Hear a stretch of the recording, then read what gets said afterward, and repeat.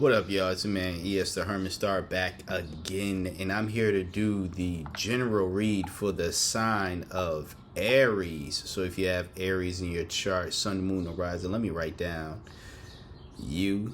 All right. Had to make sure so when I get that title ready. But if you got Aries in your chart, Sun, Moon, or Rising, this is for you. What's happening, Aries? I did the all signs reading on the 26th. That was the Gemini new moon. So definitely you were a part of that, obviously being one of the 12 zodiac signs. So if you have yet to go watch that live stream, the playback is still up there. And feel free to go check for your sign, your sun, your moon, your rising, any other sign of your planet. The timestamp is in the description. Well, not in the description. Sorry about that. The pinned comment is where you will find the timestamps. So you'll find out where Aries starts. You can, again, go check your read there as well. If you would like a personal read, that's where you can go and look in the description box. You can find my email, shoot me an email, all that good stuff. I do not reach out to you, you reach out to me. All right? Okay. So, we start off with the Tower card. Now, trust me, it's not a bad card. You know, it's something to where people fear. You know, this is sudden change. Definitely. And I see that it's change for the better. It's something that needs to happen, essentially. You know, when the Tower happens, oftentimes it's change that we internally know that, you know, something needs to change here, but we refuse to, we refuse to let it change until something happens where it's like it's fated to happen, where it's like, okay, this is what's going to happen here. You know, if you wanted let's just say an easy or even peaceful transition, then that's the Death card energy. Now I know that sounds terrifying as well, but the Death card is pretty much, you know, in a way, it's like change on your own terms. Like, you're not really, nothing catastrophic happened to where you're now forced to change.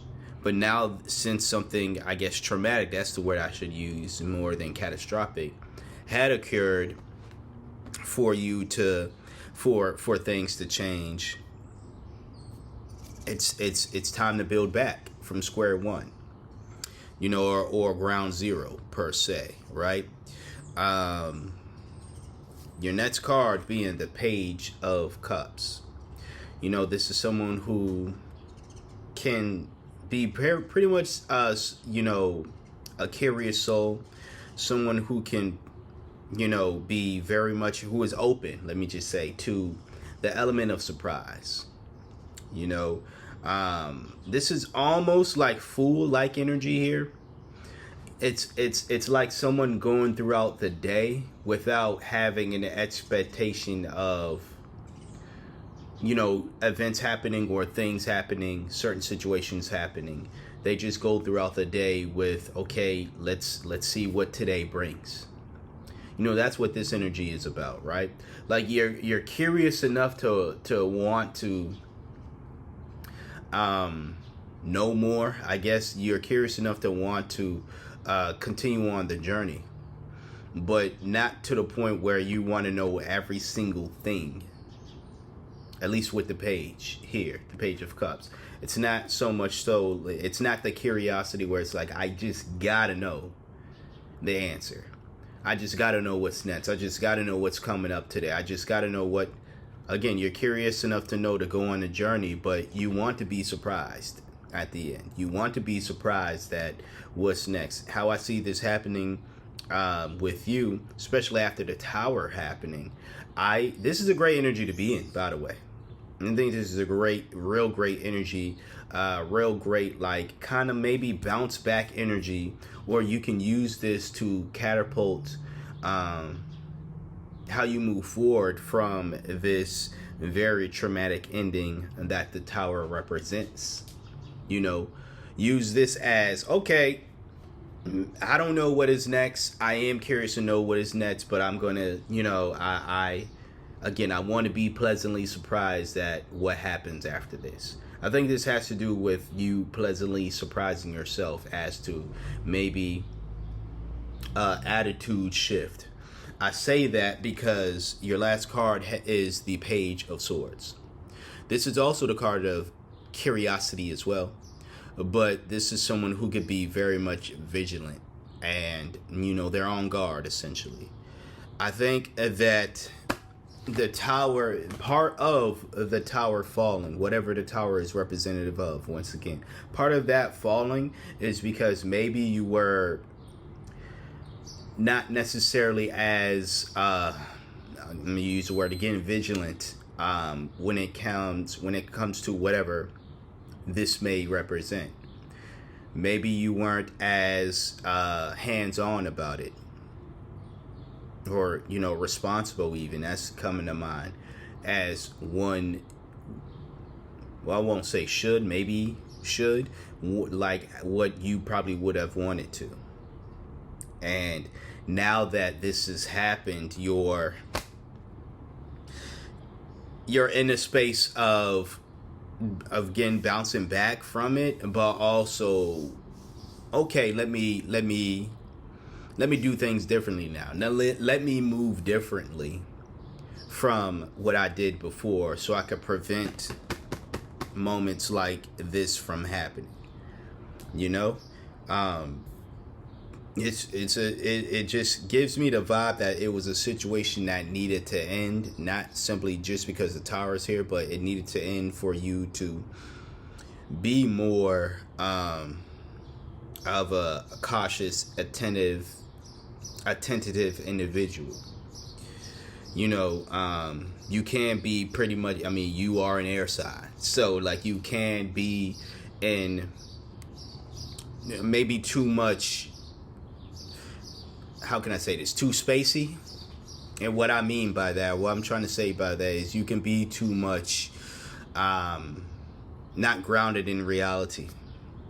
And that's not an insult, that's just who you are as an air sign, right? That's part of your strength. But as with everything that we are, our strengths can also be our weaknesses as well. And there just, again, may be a time or a moment where you weren't grounded in reality as much as maybe you should have. And that Tower was like, okay, it's time for you to get grounded. You're too much on, you're too much into this space and this fantasy, and to knowing that, things need to change, but you don't want it to change because you've already made up in your mind what things ought to be. But in reality, things are this way, and it's like you're moving forward, and maybe you were telling yourself in your head that, hey, I can't, the reason why I'm so much, aside from me being an air sign, the reason why I'm so much into this, I guess, fantasy of some sort, is because I don't know how to live outside of that. I don't know how to exist outside of just being that. Whereas again, that Page of Cups, you're like surprising yourself. Like day by day, you move forward and you surprise yourself, and all of the limitations you placed on yourself, by the way, and said things like, hey, I can't do this, or I don't know how to, I don't know how else to be. You're like surprising yourself, and you're outdoing yourself on a daily basis, which is great to see. I kind of want to see what's at the bottom of the deck, just to see. Okay, interesting. Six of Wands in reverse. This is egotism. This is failure as well. So how I'm going to relate it to here, it's coming right after the Page of Swords. Something told me to look at the bottom of the deck. Again, this is curiosity. This is vigilance as well. Maybe that Six of Wands in reverse is telling you to, because also the Page of Swords is also can be the card of restlessness. Like you're alert, but you can't be too alert to the point where you're not, you're not taking much needed rest. We all need rest, Aries. You know what I'm saying? Maybe like the fear of the tower had fallen again. Having another tower moment like that is keeping you up at night. Keeping you to the point where you're not taking as much rest. But that can cause some failure. I don't think this is an ego thing. Yeah, it may be a little bit. A bunch of decisions we make, there's a bit of ego always within it. But I think this is more so the dangers that can happen if you don't take a much needed rest, honestly. I don't see any cards of symbolizing rest. I'm gonna pull one more card for you just cause, right? I pulled at the bottom, I'm gonna pull at the top. Let's see what you got. Damn. 8 of Cups in reverse. Distractions. Purposelessness. I'm done pulling for the tarot for you today. Oh, man. So, honestly, I do, like I said, with the Page of Cups definitely coming after the Tower. I do really like that bounce back energy from a Tower moment. That positive burst of what's next? What am I going to do? How I'm going to move forward? I like that. I also, to an extent, I do like the Page of Swords here. I do like that energy of you being more just mindful, you being more vigilant again of maybe just preventing something from happening, like the Tower moment from happening again. But I do think that you're gonna fall too much into, I feel like this is a new experience for you, and the reason as to why you're making rookie mistakes is what I would describe it as. Again, you've been too laid back. Now you feel as though to combat that, you have to be the total opposite, which is too I guess would say too upfront, or how can I say, not the opposite of laid back for whatever reason. It should be easy, but yeah, you're too much into that energy. You're too aggressive and too I can't really think of, that's crazy. I mean, I can't think, if you could think of a good word to use in place of the opposite of being too laid back, let me know in the comment section, please. But I think that you believe that you have to be in that, in which it's damaging you, because it's causing failure, and it's causing just some mess, really.